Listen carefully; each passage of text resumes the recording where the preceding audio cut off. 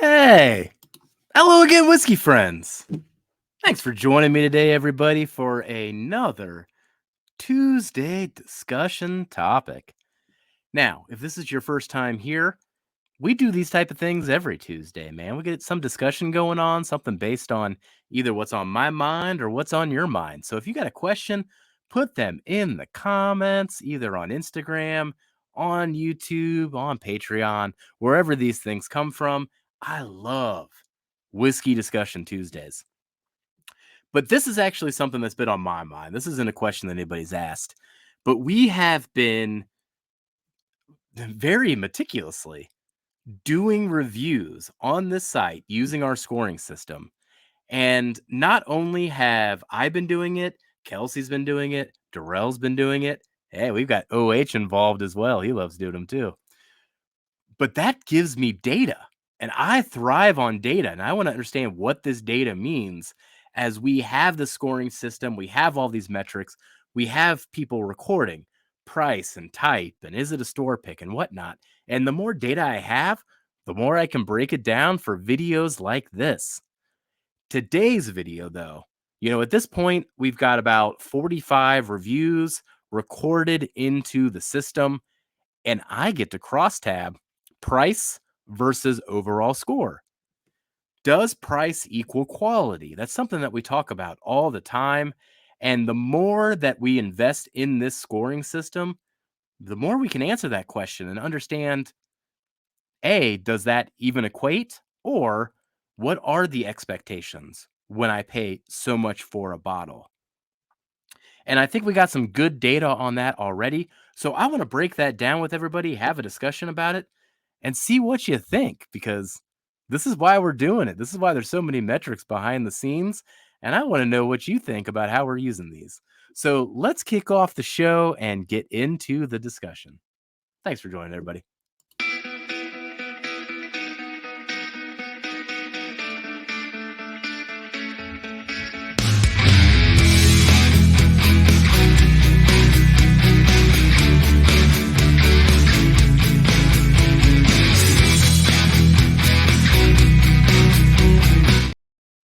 All right. So while we go through today's Tuesday whiskey discussion, I will be drinking a Starlight single barrel here from the Bourbon Junkies.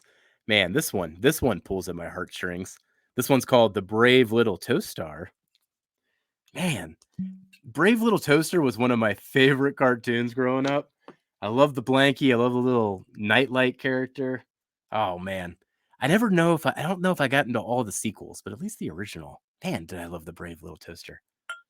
So I'm gonna pour this into a Bourbon Junkies Glen too. So this one is interesting because it's not labeled as toasted. It's just the tops of the barrel. Oh, what are those called? Whatever. Those are the things that are toasted. Why they called it the Brave Little Toast Star. The heads of the barrel. I think I got that right. So for today's discussion, does price equal quality?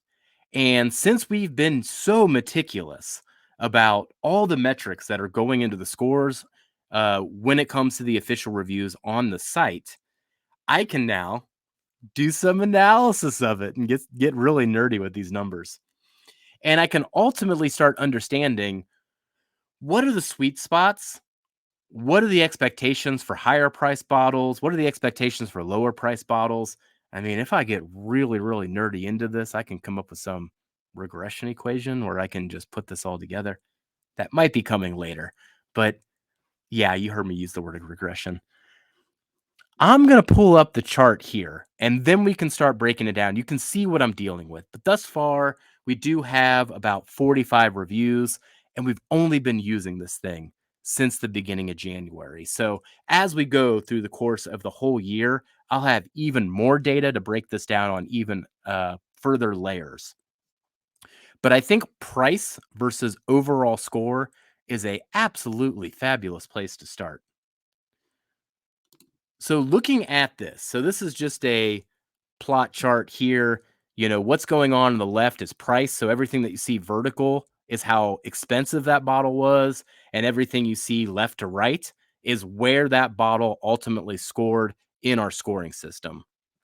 So it looks pretty random at this point if you take it all in. And that's because price ain't everything, everybody. And this is a perfect way to visualize it. But you do see some patterns emerging where price actually does come into play if you want to get into these scores above a certain level. Ultimately, these companies know how to price it when they have something special. And I think this chart shows that. But the one thing that I do want to highlight first is the sweet spot. I have been feeling this as I've been doing these reviews over the last couple months, and I've been noticing the same as Darrell and Kelsey put their scores in, and we get whiskey friend guests putting their scores in. I think ultimately the sweet spot as a whiskey connoisseur in general is this $50 to $100 range. If you can find things that are scoring between a 75 and almost up to a 90, that's it. That's the sweet spot. That's the hunt. That's what we're searching for. Can I find something sub $100 that scores in this range? And unequivocally, the answer is yes. I mean, you can see it throughout here. There's a spread throughout that. Now, we can imagine what some of these bottles are, right? Like it's ECBP A123. I mean, I know I scored that one like right at an 85. And it's a lot of the single barrels that we've been pointing out as well. That does come into play with this. A lot of those MGP 8 and 9 year single barrels that I've been reviewing since the beginning of January. I mean, they're in this range. Those cost $80, $90.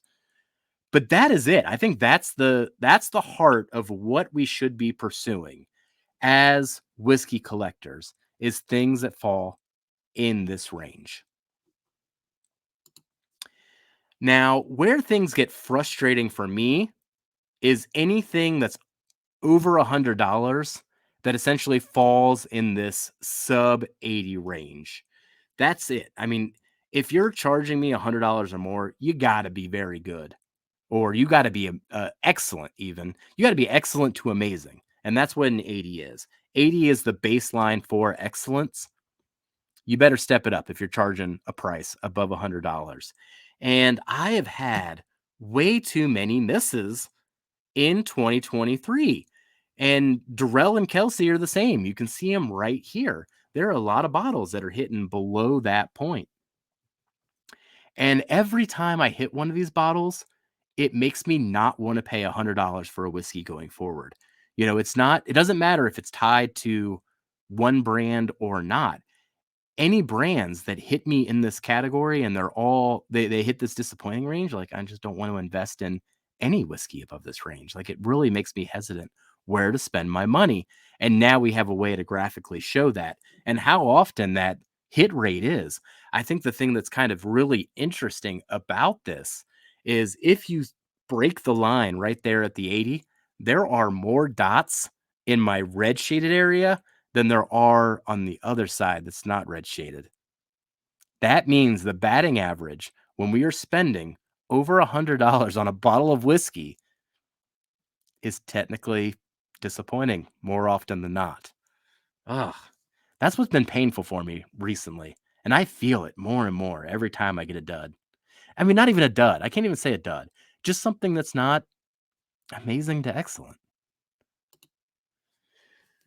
So here is where the expectations really are when you are charging over $100. I think the ones that are hitting here, and you can see it's only 6 bottles so far in 2023. But this is the expectation. This is the premium I am expecting to pay for. Something that is going to hit above an 85 all the way to a 90 to almost a 95. That's what I want out of something that I'm spending a lot of money on. But you see all the dots here and you see all the dots above 100. Only 6 bottles have hit that. That is hard. That is a hard thing to hit.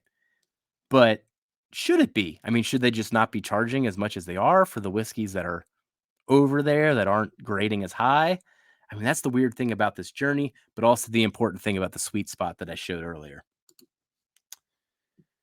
So Ultimately, where this leads to is that we will continue to track this data and see how everything equates out. What you're going to see happening, especially from my reviews, is I want to fill out this area here that is the 0 to 50. So 0 to 50, you can notice here, there's only like 4 or 5 dots, just not reviewing enough of those type of bottles. So over the coming weeks, I am going to be reviewing more and more bottles that fit that range to fill out this data. But ultimately, the more data I get, the better I can then articulate the expectations based on price, but also show that price isn't everything. And if you're spending between $50 to $100, you're actually more likely to get a hitter than if you're spending $100 plus. And I think that's an important thing for all of us to realize and be communicating to each other. So that's going to be the point of this data here. I hope you appreciate the view that we're bringing. I know a lot of other channels like don't get that nerdy with the data. I'm going to get really nerdy with the data. I have so many metrics that I can cut into. I can cut into type. I can cut into if it's finished or not, if it's store picked or not. There are so many questions that I have Kelsey, Durrell, and everyone else doing this thing that they're like, why is Jeff asking all these questions? I'm going to get nerdy with data when the year goes on, and they're going to give me so many data points to cut this thing. But that's where we are here. Does price equate to quality? You saw that chart. It is pretty random, but we are hunting things in that sweet spot, $50 to $100 that hit at a very good to excellent range, That's what we're going for. So thank you for joining today on today's whiskey discussion. Let me know what you think of the presentation of this data. I plan to do this more and more as the year goes on, cut it by different metrics, but I think this price by overall quality is a perfect one, but I want to see if you appreciate the view as well, and if you got any questions about how this is all put together. I poured this and I never even took a sip of it.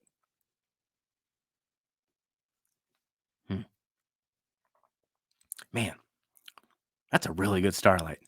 I'm going to get to enjoy this the rest of the day, everybody, since I clearly talked too much and didn't enjoy it with you. But until the next whiskey discussion here, if you got any other questions, comments, put them in the chat. That's what inspires the type of videos. We want to have these things out in the open, and I'm going to have more and more data to answer these questions. So it won't just be my opinion. I'm going to have the numbers to back it up. Well, thanks for joining today, whiskey friends. I'll catch you next time for a Tuesday discussion. Bye, everybody. Jeff, just be friends with me. But you have these whiskey friends, and you say hello again. Oh, Jeffrey, you should just be friends with me. But you have these whiskey friends, and you say hello again. Oh, Jeffrey, you should just be friends with me.